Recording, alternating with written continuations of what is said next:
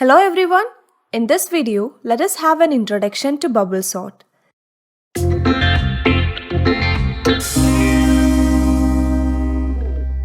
So bubble sort is a very simple sorting algorithm, and it is similar to the movement of an air bubble that raises up in the water. That is, the larger bubble will rise first and the smaller ones will follow it. Likewise, in bubble sort, each iteration, the largest or smallest element will get to its actual place. Here we have 5 bubbles, each of different size. And as we said, the largest bubble will rise first. And what bubble sort actually does is, it will continuously compare adjacent bubbles. And if the first bubble is larger than second, it is swapped. See here, we have first bubble larger than the second bubble. So both are swapped. Now the second bubble is larger than the third bubble. Again, we need to swap. Now, the third bubble is larger than the fourth bubble. So again swap them. And see, the fourth bubble is now larger than the fifth one. So again swap these bubbles. And now, the largest bubble has reached the last position and it will rise now. Now repeat the same process. Compare first and second bubbles. Which one is larger here? It is the second one. So there is no issue. So we can compare second and third bubbles. The second one is larger here. So swap them. Now compare third and fourth bubbles. Which is larger? It is the fourth bubble.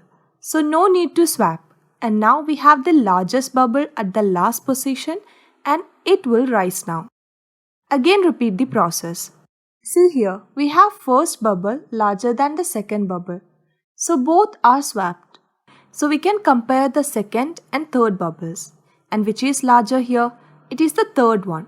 So again, there is no need to swap and now the largest bubble will rise. Again compare first and second bubbles. Which is larger here? It is the second one. So there is no issue and it will rise now. And now there is only one bubble left and it will rise now. So this is what bubble sort is. In each cycle of comparison, the largest bubble gets into last position and it will rise. So now let us see how it works with an array. We have an array of size 5 with elements 50, 25, 5, 20 and 10. First, take the first pair, that is index 0 and 1. The elements are 50 and 25. Is it the right order? No. 25 is less than 50, so 25 should come first and 50 should come after it. So swap. And the next pair is 50 and 5. Again, it is in the wrong order, so swap. Take the next pair now. We have 50 and 20. Again, it is in the wrong order, so swap. Next is 50 and 10. Again, it is wrong order, so swap and we got 50, the largest element at the last position. Now the next cycle begins. Compare the first two elements, 25 and 5. And 5 is less than 25, so it is not the right position. So swap. Next we have 25 and 20. And 20 is less than 25. So again swap. Next we have 25 and 10.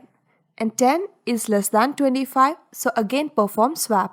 Now, the largest element in these 4 elements came to the 4th position. So this is what happens in each step. The nth largest element will come to nth position.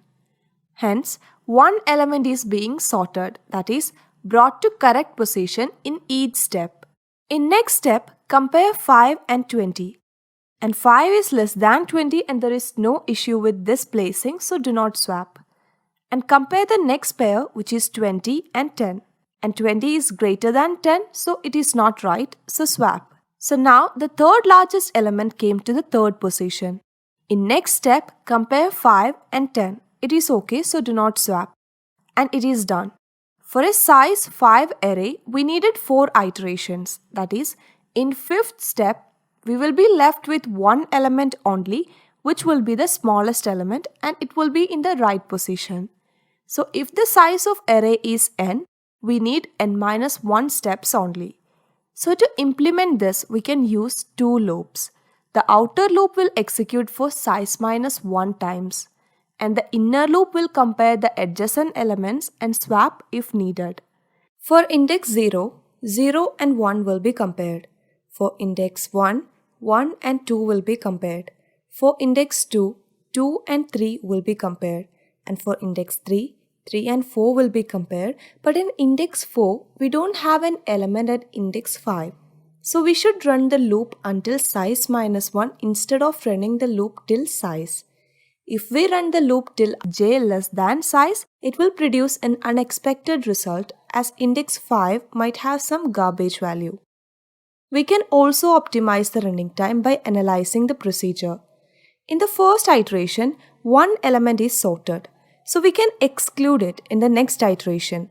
In the second iteration, two elements are sorted, so we can exclude those two elements in the next iteration, and similarly in the third iteration, 3 elements are sorted. So exclude those 3 elements in the next iteration. So each iteration an element is sorted. So we can exclude it in the next iteration by placing size minus 1 minus I. It will optimize the running time even further. And inside this loop, we need to compare the elements, and if it is not in the right order, we have to swap. So in this video, we learned what is bubble sort and how it works. In the next video, we will learn how the implementation works